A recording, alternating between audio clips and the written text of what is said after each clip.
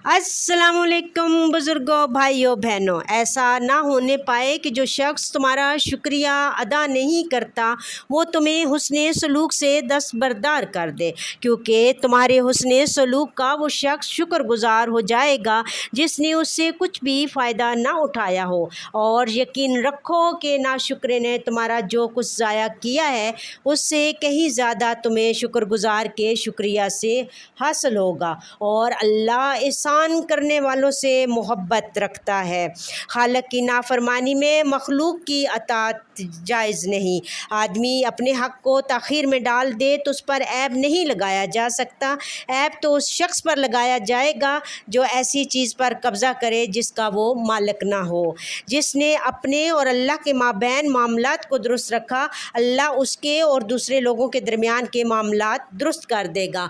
आप मेरे चैनल को लाइक, शेयर, सब्सक्राइब